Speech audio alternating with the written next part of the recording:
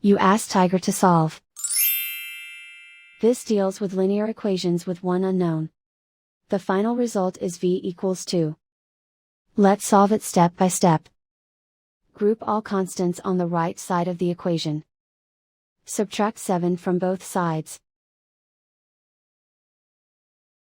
Simplify the arithmetic.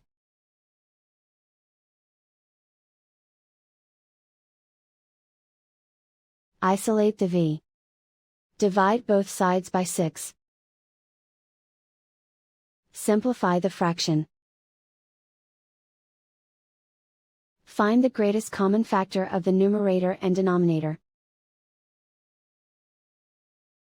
Factor out and cancel the greatest common factor. And so the final result is v equals 2.